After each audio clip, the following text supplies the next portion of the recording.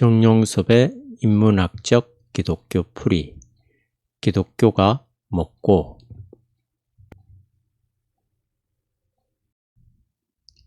제19강 모세 오경. 오늘은 매화꽃 수정을 한번 해봤어요. 보통은 벌이 날아와야 수정이 되는데요. 이 화분이 아파트 안에 있으니까 벌이 들어올 수 없잖아요. 그래서 교우 한 분이 붓으로 하나하나 다 건드려 주었어요. 30분 정도 걸렸습니다. 그림 그리는 붓으로 색칠하듯이 하더군요. 놀라웠어요. 과수원에 있는 매화꽃들을 멀리서 볼 때는 그냥 화사하다고만 생각했는데 매화꽃을 화분에 심어 놓고 가까이에서 본 건 처음이거든요. 꽃에 수정을 시킬 때 붓으로 건드리니까 꽃가루가 하늘에서 눈이 오듯이 떨어지는 거예요. 그냥 볼 때는 꽃이구나 하는 정도로만 생각했는데 붓으로 살살 건드려 보니까 꽃가루가 정말 대단히 많더군요. 매화꽃은 별로 크지 않은데 꽃가루가 아마 수백 개는 될 것 같아요. 눈에 보이지 않는 미세한 꽃가루였습니다. 그걸 확대해서 본다면 장관일 겁니다. 우리는 이 세상에 아주 작은 것들, 보통 마이크로 세계라고 하는 것들을 다 놓치고 사는 것 같습니다. 큰 세계, 매크로 쪽도 놓치고 살기는 마찬가지겠죠. 아주 작은 것도 놓치고 큰 것도 놓치고 우리가 알 수 있는 평범한 세계 안에서만 경험하고 사네요. 오늘 저는 매화꽃 수정하는 작업을 30분 정도 하면서 황홀한 경험을 했습니다. 구약의 구조. 우리는 지금 구약 성서에 관해서 공부하고 있습니다. 오늘은 구약 성서의 구체적인 내용으로 들어갈게요. 모세 오경에 대한 것입니다. 앞부분에서는 구약의 내용으로 들어가기 전에 결론적인 걸 설명했어요. 구약 성서는 39권으로 이루어져 있습니다. 오늘 공부하는 내용은 아주 초보적인 것으로 구약 39권의 내용을 압축해서 말하려고 합니다. 성서에 대한 전이해가 있는 사람들은 오늘 좀 따분할 것 같아요. 한쪽에 TV를 켜두고 건성으로 들어도 됩니다. 다 아는 이야기를 할 것 같으니까요. 그러나 다 아는 이야기라도 아는 것에 수준 차이가 있을 수도 있어요. 쪽집게 과외가 있죠. 입시 준비하면서 시험에 나올 확률이 높은 걸 집어내는 사람들 말이에요. 가능한 한 제가 그런 자세로 해보겠습니다. 실용정부도 들어섰으니 우리도 실용적으로 나가보지요. 사실 우리나라가 언제는 실용적이 아니었나요? 미국을 닮아서 언제나 실용적이었죠. 그런데 이번에는 더 노골적으로 실용정부라고 하니까 저도 성경 공부를 좀 실용적으로 해보려고요. 여러분에게 꼭 시험에 나올 이야기만 하겠고 여러분이 오늘 들은 이야기만 딱 머릿속에 기억하고 있다면 어디에 가더라도 구약 성서에 대해 한마디 할 수 있지 않을까 생각합니다. 구약 성서 39권의 핵심 내용이 무엇일까요? 우리의 머릿속에 어떻게 집어넣어야 구약이 무엇인지를 정확하게 파악할 수 있을까요? 구약 성서는 전체적으로 세 부분입니다. 첫 번째는 모세 오경, 토라라고 하고요. 두 번째는 예언서라고 합니다. 세 번째는 성문서라고 하고요.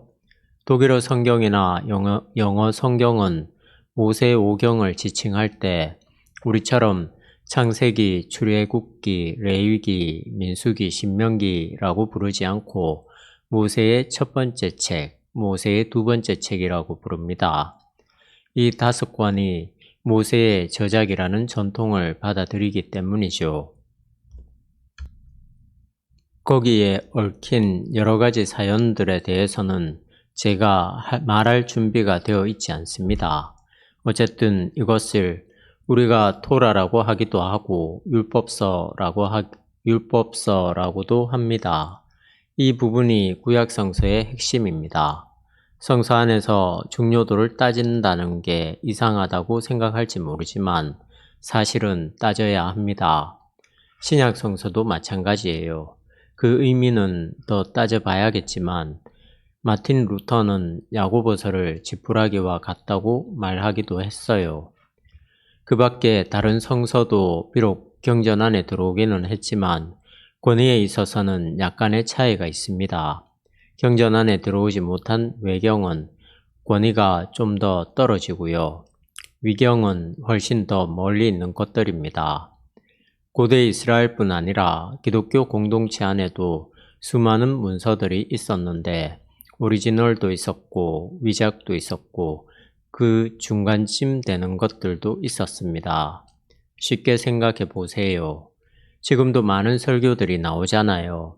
어떤 설교들은 정말 기독교 전통에 바르게 설 뿐 아니라 설교를 들어야 할 청중의 삶도 충분히 이해하고 하는가 하면 사실 한번 듣고 그냥 지나가 버리는 설교들도 많거든요. 저는 개인적으로 판넨베르크의 설교가 전자에 속한다고 보는데요. 몰트만의 설교도 괜찮고 폴 틸리의 설교집에서도 큰 감동을 받았습니다. 흔들리는 터전, 폴 틸리 대한기독교서회, 흔들리는 터전이라는 책인데요. 여러분도 한번 보세요. 번역이 되어 있습니다. 신약 대가들의 설교는 역시 다릅니다. 그러나 후자에 속한 설교를 누가 100년이나 200년이 지난 후에도 읽겠습니까? 그런 설교들은 기독교의 중심이 아니라 기독교 바깥에 머물러 있습니다. 그런 설교가 지금 한국 교회에서 인기를 끊은 걸까요? 사람들이 전통, 깊이, 본질 같은 것들을 별로 좋아하지 않기 때문이죠. 그런 설교들이 자기 개인의 종교적 욕구를 만족시켜 주기 때문이에요. 종교적 욕구와 사회적 욕구가 겹쳐 있거든요. 그런 것들이 교묘하게 신앙의 모습을 하고 있는 겁니다. 문의는 신앙의 모습인데 속에는 육체의 욕망, 바울이 갈라디아서에서 말하고 있는 육체의 욕망이 가득한 거죠. 그런 것들을 적절하게 자극하면 사람들이 따라갈 수밖에 없어요. 이단 논쟁이 늘 많은데요. 신천지나 영생교 말이에요. 그런 사람들이 우리나라에 발 붙일 수 있는 이유가 바로 거기에 있습니다. 신앙의 내용이나 본질을 중요하게 생각하지 않기 때문이죠. 그저 청중들에게 종교적인 만족만 주면 되거든요. 그런 건 얼마든지 가능합니다. 하여튼 성서가 기록되고 편집되던 그 당시에 많은 문서들이 있었고 각각 무게의 차이는 분명히 있었습니다. 유대인들은 이 모세오경 율법서를 가장 먼저 경전으로 결정했어요. 기원 후 90년 냠니아 회의 때 구약 39권이 경전으로 결정되었다는 말은 성문서까지 포함한 구약 전부가 결정되었다는 것이고 모세오경은 그보다 앞서 경전으로 받아들여졌습니다. 중요한 문서들이었기 때문에 모두가 인정하는 성서였어요.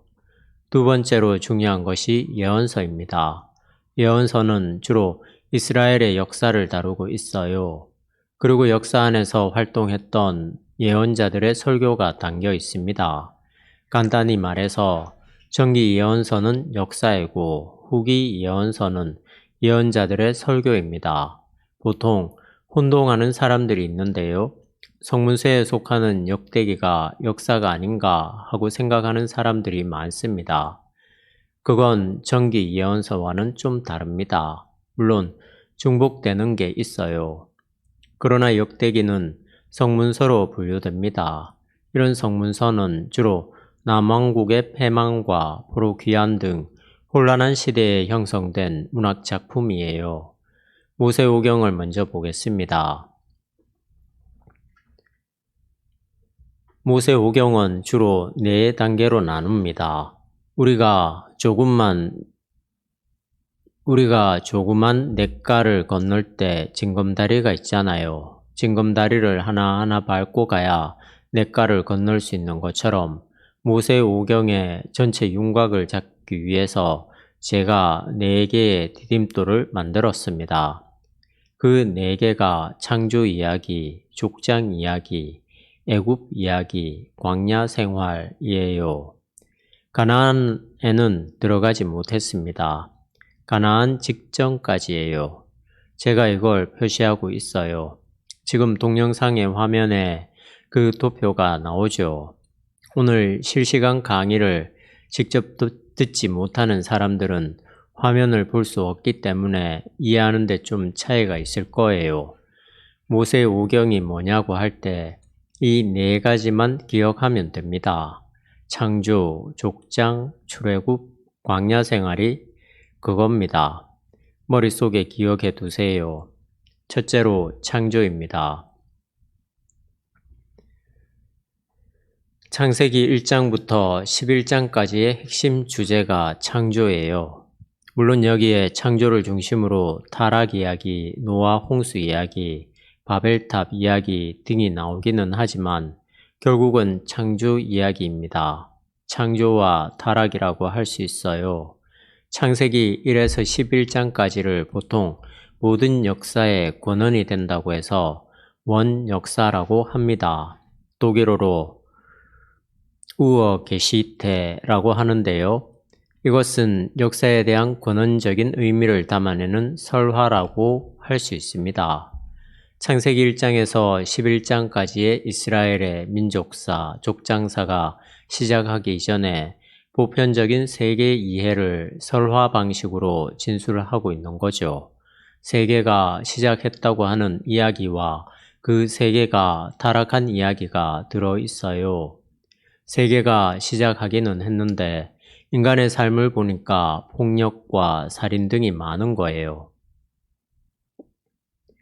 이 세상이 왜 이런가를 해명하기 위한 하나의 귀납적인 원인 제시로 타락 이야기가 나오는 거죠. 이런 것을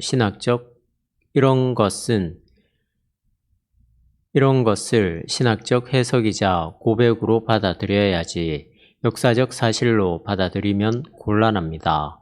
원역사에 속하는 창세기 1장 1절은 이렇게 시작합니다. 태초에 하나님이 천지를 창조하시니라. 여러분, 태초가 언제일까요? 물리학자들이 보통 말하는 120억 년 전이 바로 그 순간일까요? 이에 대해서는 우리가 좀 더 많은 생각을 해야 합니다. 원역사 부분에는 창조 사건, 아담과 이브의 불순종, 가인과 아벨 등 여러 가지 이야기가 나오는데요. 저는 다른 건 다 접어두고 주로 창조 이야기를 하고 싶어요. 창세기 1장에서 11장까지의 내용 중에 어디에 포커스를 두고 보는가에 따라 그 사람의 신앙적 위치가 다를 수 있습니다. 창조 영성을 중요하게 생각한다면 창조 사건을 앞에 놓고 이야기할 것이고 인간의 죄나 죄사함 등 사죄의 영성을 중요하게 생각한다면 타락 이야기를 앞에 놓고 이야기하겠죠. 저는 창조 이야기만 하겠습니다. 창조된 순서가 이렇게 나와요. 첫째 날은 빛, 둘째 날은 하늘, 육지와 식물, 별, 마지막 6째 날은 들짐승과 인간, 이렇게 만들었어요. 보통 우리는 6째 날에 인간만 만들었다고 생각하는데 들짐승과 같이 만들었습니다. 정확한 이야기고요. 7째 날에는 안식했다고 합니다. 우리가 다 알고 있는 내용이에요. 창세기에는 창조 이야기가 하나만 나오는 게 아닙니다. 보통 제2문서와 E 혹은 P 문서가 각축을 벌이고 있어요. 제2는 하나님을 여호와라고 부른 문서를 말합니다. 하나님을 엘로힘이라고 부르는 이 문서의 기자가 말하는 창조 이야기도 있어요. 둘이 좀 달라요. 그것만 비교해서 설명해도 많은 시간이 걸립니다. 간단하게 인간 창조로만 이야기하자면 이 문서에서는 하나님이 인간을 남자와 여자로 만들었어요. 그런데 제2 문서에서는 남자를 만들고 나서 그 갈비뼈를 뽑아서 여자를 만들었다고 해요. 왜 그랬을까요? 그걸 생각해야겠죠. 제가 여기서 말하고 싶은 것은 창조 이야기도 조금씩 문서에 따라 차이가 있다는 거예요. 아주 중요한 건 아니지만 참고로 말씀드렸습니다. 창조에 대해 창조 사건에서 저는 주로 빛 이야기를 하려고 해요. 잘 생각해 보세요. 하나님이 창조하신 것을 누가 보았나요? 본 사람이 없죠. 그런데 어떻게 하나님이 맨 처음에 빛을 창조했다는 걸 알았을까요? 하나님이 계시를 했다고요? 그렇게 말하기 시작하면 성서 안의 모든 사실이 실증적인 사실로 자리 잡게 되고 그로 인해 많은 모순이 일어나게 돼서 도저히 해결이 안 돼요. 물론 근원적으로는 하나님의 계시라고 말할 수 있죠. 제가 성서를 읽을 때 중요한 것은 성서 기자의 편집 의도라고 말했지요. 성서 기자가 왜 창조 순서에서 빛을 가장 첫머리에 놓았을까요? 그 점을 생각하는 게 중요합니다. 빛이 있으라고 하니까 빛이 있었다고 해요. 왜 성서 기자들은 빛을 하나님의 창조물로 썼을까요? 이건 그렇게 어려운 이야기가 아닙니다. 생각해 보세요. 우주 물리학적인 지식에 미개했던 고대인들이지만 세계를 직관하는 것은 우리와 차이가 없었습니다. 다시 말해 지금 아무리 과학이 발달했다고 해도 그 당시 고대인들이나 현재의 우리나 세계를 직관하는 측면에 있어서는 차이가 없었다는 거예요. 구약 성서를 기록할 때가 약 3,000년 전, 약 2,500년에서 3,000년이라고 해도 그때 그들이 바라보았던 빛과 지금 우리가 바라보는 빛은 똑같잖아요. 그들은 그 빛 앞에서 충격을 받았습니다. 태양, 빛이 있는 거예요. 그들은 바로 모든 생명과 존재의 권한이라는 사실을 꿰뚫어 보았던 겁니다. 오늘의 우리와 똑같은 생각을 했던 거예요. 빛이 없으면 생명이 유지될 수 없으니까요. 참고로 성령에 대해서도 한 말씀 드리죠. 여러분 잘 기억하세요. 왜 성서 기자들이 성령을 이야기했을까요? 성령이 있으니까 성령을 이야기했겠지라고 말한다면 성서의 세계 속으로 들어가지 못합니다. 그렇게 믿는다고 해서 큰 잘못은 아니지만 그건 성서 이해가 아주 미숙한 거예요. 히브리어로 영을 루아흐라고 하는데요. 그들이 왜 영의 이름을 붙였을까요? 이게 바로 바람이라는 뜻이거든요. 바람과 영이에요. 고대인들은 평소에 바람과 영을 똑같은 걸로 본 거예요. 바람은 공기죠. 따뜻한 바람과 차가운 바람이 있어서 생명을 죽이고 살리는 것처럼 생명의 영을 생각한 겁니다. 성서시대의 사람들은 왜 그렇게 생각했을까? 그걸 염두에 두라는 뜻에서 이런 말을 했습니다. 그들 앞에 직면해 있는 빛, 우리도 지금 그 빛을 보고 있어요. 그들은 이 빛을 하나님이 첫 번째로 만들었다고 생각했습니다. 이게 모든 생명의 근거라고 봤기 때문이죠. 별거 아니라고 생각할지 모르겠지만 이건 그들의 신앙 고백이기도 합니다. 그 당시에 주변의 다른 종교들도 그런 이야기를 하고 있었을 겁니다. 바벨론이나 이집트에서도 마찬가지였을 거고요. 이 빛에 대해서 고대인들이 생각했던 것과 우리가 생각하는 것에 차이가 있을까요? 우리가 빛에 대해 뭘 알까요? 제 생각에는 고대인이든 현대인이든 궁극적인 것을 꿰뚫어 보려고 노력했지만 그걸 다 알 수가 없었기 때문에 하나님과의 관계에서 그걸 해명하려고 했던 게 아닐까 해요. 그런 점에서는 고대인이나 우리나 똑같다고 생각합니다. 이 빛을 우리는 잘 몰라요. 보통 물리학자들도 빛이 입자인지 파동인지 밝혀내지 못한다고 하네요. 빛은 그렇게 신기한 겁니다. 여기에서 빛의 문제만이 아니라 있다라고 하는 사실에 대해서도 생각해 보세요. 오늘 이 이야기만 해도 1시간이 다 가겠는데요. 그래도 어쩔 수 없지요. 이건 대단히 중요한 이야기입니다. 하나님이 창조할 때 빛이 있으라 하시니 빛이 있었다고 합니다. 빛의 창조인데요. 있으라고 하니 있은 거예요. 존재의 문제입니다. 보통 창조론에서 이야기할 때 무로부터의 창조를 말하죠. 무로부터의 창조, 비존재로부터 존재. 무를 독일어로는 니히츠라고 하는데요. 없음에서 있음으로 참 대단하죠. 이걸 생각하면 어떤 현묘를 느낍니다. 깜깜합니다. 어떻게, 왜 없는 데서 있는가? 있는 것은 뭐고 없는 거는 뭔가 말이죠. 하이데거가 프라이부르크 대학 취임 강연을 할 때 그 제목이 형이상학이란 무엇인가 였습니다.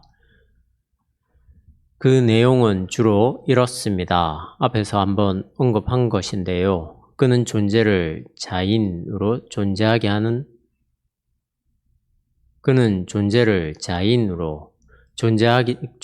하는 것을 자이엔데라고 했어요. 자인과 자이엔데는 다릅니다. 하이데거가 복잡한 의미로 쓰고 있는 것이 자인인데요. 왜 존재하는 것은 존재하고 무는 없는가 하는 사태를 해명하려고 했어요. 태양이란 것도 있으니까 있는 거겠지 하고 말하면 간단하죠. 그런데 왜 태양이 빛을 내야 할까요? 참 신기합니다. 하이데거의 이야기를 조금만 더 하자면 이렇습니다. 여기 토끼도 있고 사람도 있는데 그 중간은 왜 없는 걸까요? 반드시 그래야만 하나요? 하이데거는 그 없는 것에 주목합니다. 없는 것을 통해서 있는 것을 가능하게 하는 권한이 바로 무예요. 그것이 바로 존재라고 할 수 있지요. 그는 우리가 일반적으로 생각하는 사물에 중심을 두지 않고 없는 쪽에 더 중심을 두고 이 세계를 해명한 겁니다. 형이상학이라는 것이 물리적 세계의 일반적이고 보편적인 원리를 찾는 것이니까요. 탈레스가 세계가 물이라고 했을 때 그는 물을 보편적 원리로 본 겁니다. 하이데거는 그건 잘못되었다. 그건 늘 존재하고 있는 세계에만 관심을 갖고 있는 거다.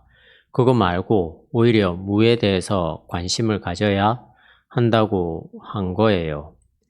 저는 하이데거의 말을 들으면서 하나님이 무로부터 창조했다는 사실을 더 깊이 있게 깨달았습니다. 하나님은 이 세상, 물론 이마저도 신비롭기는 합니다만 이 세상뿐 아니라 무까지도 통치하는 분이란 걸 알았으니까요. 사실 우리는 무라는 것을 확실히 알 수 없어요. 단어적인 의미만 봐도 그래요.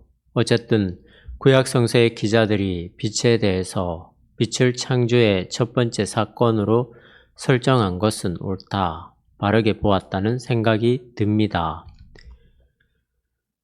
참고로 제가 빛에 대해서 약간 조사한 것을 강의 안에 썼는데요. 여러분이 잘 알고 있는 대로 태양과 지구는 1억 5천만 킬로미터 떨어져 있고요. 태양에서 지구까지 빛이 오는데 8에서 9분의 시간이 걸린다고 합니다. 디오게네스에게 얽힌 이야기도 여러분이 알고 있을 텐데요. 알렉산더 대왕이 고목나무 둥치에 살고 있는 디오게네스에게 뭐를 줄까 물었더니 당신 때문에 햇빛을 받을 수 없다고 했답니다. 권력에 대해서 아첨하지 않는 철학자의 방골기질을 이야기했다고도 볼 수 있지만 디오게네스가 사유하고 있는 존재론적 근거가 빛이 아니었을까 하는 생각을 했습니다. 빛과 하나님에 대해서 우리가 생각할 것이 많습니다. 하나님이 세계에 존재하게 했다는 사실이 신기하죠. 하나님이 세계를 존재하게 했다는 사실이 신기하죠. 우리는 이 땅에 이렇게 살다가 죽은 다음에 창조의 세계를 떠나게 됩니다. 무의 세계로 돌아가게 되는지 모르겠습니다. 무의 세계로 돌아간다는 걸 두렵게 생각하지 마세요. 그것까지도 우리가 모르는 방식으로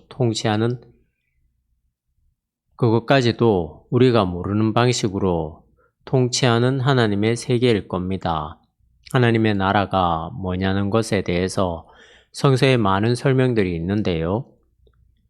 먹고 마시고 장가가고 시집가는 것이 아니라 희락과 화평이라고 말하잖아요.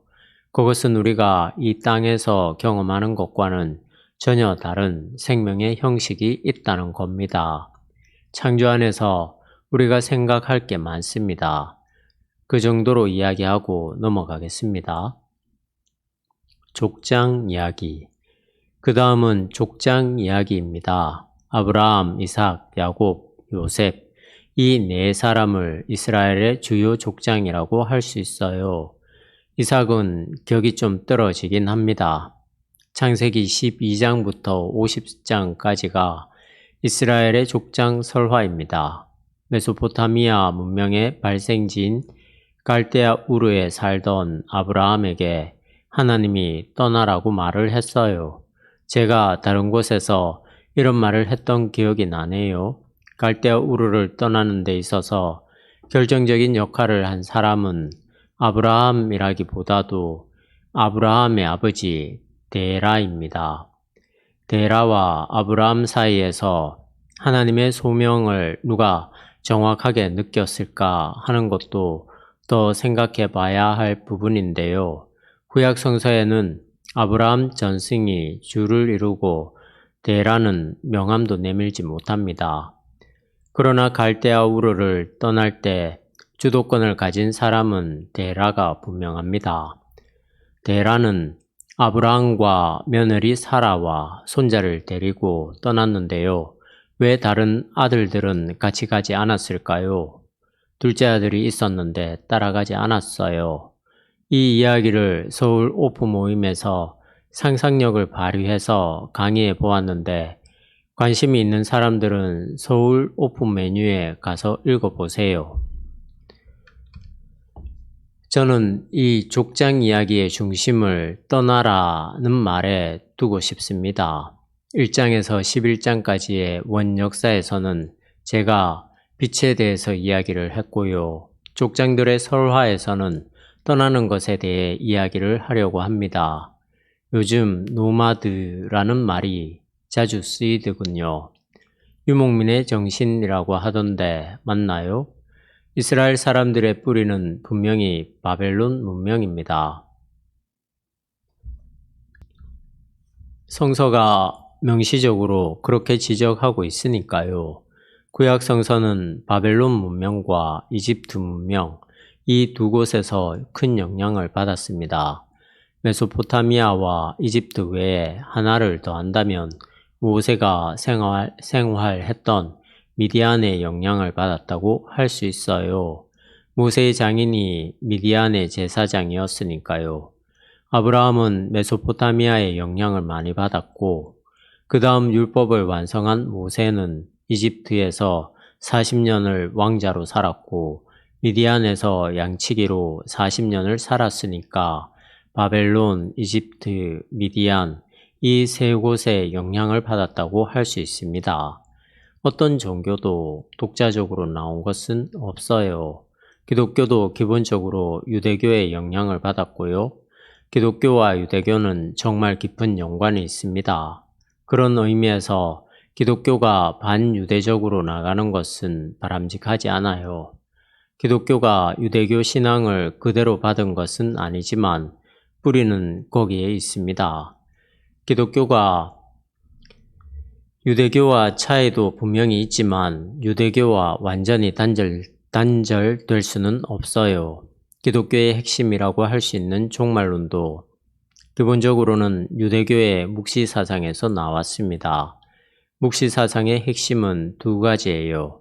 첫째는 세상을 시간으로 이해합니다. 쭉 가는 것이요. 혹은 오는 겁니다. 시간적으로 이해하는 거예요. 공간적인 것과 반대되는 의미입니다. 둘째는 이원론적인 세계관입니다. 선악의 대립이죠.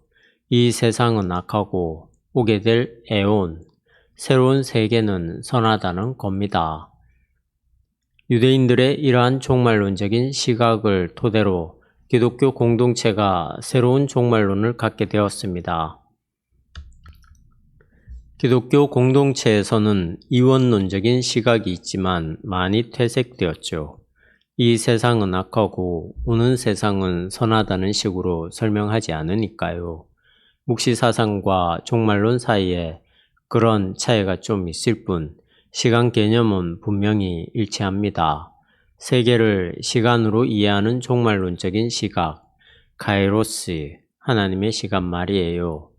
하나님의 나라는 공간이 아니라 시간입니다. 다시 돌아오지요. 창세기 12장부터 50장까지 나오는 족장들의 이야기에서 키워드를 찾는다면 떠나라입니다. 갈대아 우르를 떠나서 하란까지 갔어요. 여기까지는 데라가 주도권을 행사했습니다. 그런데 하란에서 데라가 죽었어요. 왜 데라가 하란에서 멈추었을까요? 그건 모르겠습니다. 그 당시 데라와 아브라함 등이 이주할 때 집단 이주였는지 아니었는지는 잘 모르겠어요. 그러나 그 시대에는 그럴 가능성도 있었던 것 같아요. 대개 집단으로 이주를 했잖아요. 그러니까 데라와 아브라함만 떠난 게 아니라 다른 사람들과 함께 떼거리로 이주를 했는데요. 이걸 어떤 사람은 하나님의 소명으로 이해했다는 겁니다. 특히 아브라함이 거기에 집중한 사람이라고 할 수 있어요. 우리나라 사람들도 미국으로 이민을 많이 갔잖아요. 그걸 어떤 사람은 하나님의 소명으로 이해하고 미국에 뿌리를 내렸습니다. 그런데 만약 그 이민 사회에서 정말 세계를 새롭게 할 어떤 사건이 일어나게 된다면 이민을 간 사건은 정말 하나님의 소명이 되는 거예요. 역사가 우연한 것 같지만 필연으로 가게 되거든요. 거기에서 하나님의 섭리가 무엇인지를 잘 파악해야 하는 거죠. 아브라함은 떠난 거예요. 하란을 떠나 가나안까지 갔어요. 아브라함은 흉년이 들어서 이집트에 갔다 오고 이삭도 갔다 왔어요. 일시적으로 갔다 온 거예요. 그 다음에 요셉이 이집트로 갔어요. 요셉에 관련한 자세한 이야기는 설명을 하지 않겠습니다. 결국 야곱을 중심으로 한 70여 명의 사람들이 고센으로 이주해서 살았는데 목축을 하기에 굉장히 좋은 곳이었습니다. 요셉이 파라오에게 자기 식구들에 대해 말하면서 자기 형제들이 모두 목동이라고 했고 그로 인해 고센 땅을 불화받았습니다. 이 족장들의 삶을 한마디로 특징 짓는다면 떠나라 라고 하는 하나님의 말씀에 순종했다고 할 수 있어요. 계속 떠나서 결국 이집트까지 떠나게 되었던 거죠. 엑소더스. 진도를 좀 빨리 나가야겠군요. 모세오경의 두 번째는 출애굽기인데요. 이스라엘 민족은 이집트에서 400년 정도 터를 잡고 살다가 또 떠나게 되었습니다. 계속 떠나죠. 그 후로 광야에서 계속 살았어요. 가나안 정착은 어쩌면 이스라엘 사람들이 영적으로 부패하게 되는 단초였는지도 모릅니다. 어디에 편하게 안주하고 있으면 영적인 긴장감이 떨어지게 되거든요. 호세아가 그랬나요? 오히려 광야 생활이 이스라엘 민족에게는 허니문이었다고 말이죠. 정말 하나님만을 전적으로 신뢰하게 되니까요. 그런데 가나안에 정착하면서 영적으로 쇠퇴한 게 아닌가 싶습니다. 가나안 문명이 화려하고 편안하니까요.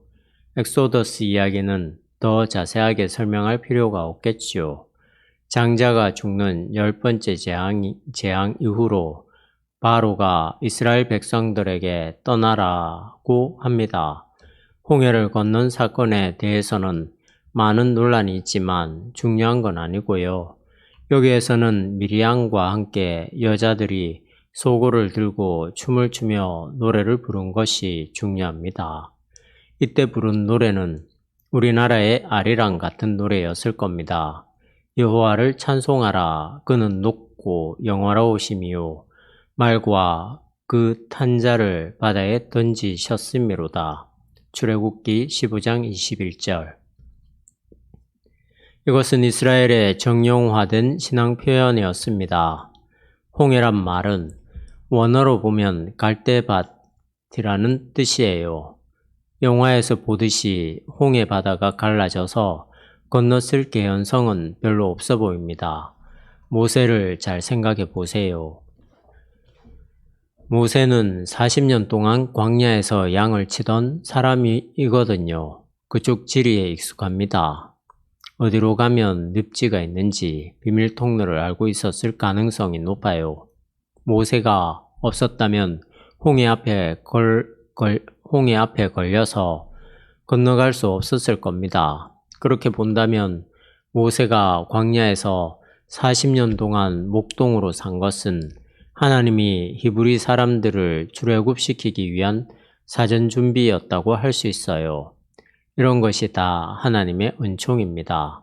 바다가 갈라져서 이스라엘 사람들이 건너갔고 파라오 기마병들은 바다 속에 수장되었다고 하는 사실 자체는 신앙의 본질과 관계가 없고요. 여기서 중요한 것은 미리암과 여자들이 불렀던 노랫말입니다. 하나님이 이렇게 했다는 찬양이죠. 유대교가 세계의 종교로부터 영향을 받았다고 했는데요. 이집트, 바벨론, 미디안입니다. 이런 영향 속에서 고유한 신앙의 정체성을 확보해 나간 것입니다. 처음부터 여호와 하나님을 명료하게 알았던 게 아니에요. 지금도 마찬가지입니다. 우리는 하나님을 명료하게 몰라요. 하나님이 자기를 완전히 드러내지 않았으니까요. 계시는 종말까지 계속됩니다. 세계가 아직 끝나지 않았어요. 우리는 빛이 파동인지 입자인지도 모르고 우리가 영과 육으로 이루어졌다고 하는데 그게 어떤 결합인지도 모릅니다. 나무에서 파란 잎이 나오는 이유도 생물학적으로는 설명할 수 있지만 그것이 나오는 근원적인 이유는 몰라요. 이 세계에 대해서도 아직 모르죠. 세계가 중층적이니까요. 그 세계를 다 볼 수가 없습니다. 그래서 아직 하나님이 자기를 다 드러낸 게 아니라는 거예요. 이 세계가 완전히 자기의 실체를 드러낼 때 우리는 하나님을 만나게 되는 겁니다. 그때 우리가 하나님의 실체를 알게 되는 거예요. 지금은 일시적으로 하나님을 경험하고 사는 겁니다. 80년을 사는 사람들이 수십억 년의 세계를 다 알겠어요? 하나님도 그와 같습니다. 우리는 지금 코끼리의 작은 털 하나를 붙들고 사는 거나 마찬가지예요. 하나님의 정체성을 모른 채 말입니다. 그러나 여기서 꼭 하나를 짚고 넘어가야겠군요. 모른다고 해서 불가지론에 빠졌다는 말은 아닙니다. 우리는 온전히 하나님이 자기를 드러낸 사건에 의존해 있습니다. 그게 뭘까요? 예수 사건입니다. 성육신, 부활, 십자가를 전체적으로 포함한 예수 사건 말이에요.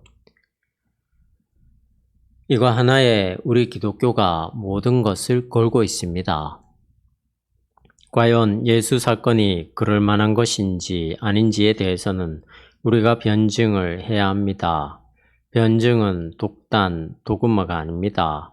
변증은 주변에 있는 보편적인 토대를 가지고 자기가 말하고자 하는 바가 왜 진리인가를 설명하는 거예요. 기독교는 그런 역사를 거쳐왔습니다. 왜 예수 사건이 종말론적 진리이고 생명의 권한인지에 대해서 사도들과 특히 교부들이 변증을 했어요. 2000년 신학의 역사는 모두 이 변증의 역사입니다. 그 과정에서 다른 종교로부터 조금씩 영향을 받았던 겁니다. 그런 영향을 받았다고 해서 큰 문제가 되는 건 아니에요. 오늘도 기독교 신앙이 주변의 영향을 받고 있잖아요. 한국에 들어온 기독교는 한국의 토착적인 것에 영향을 받습니다. 토착화를 말하는 건 아니고요.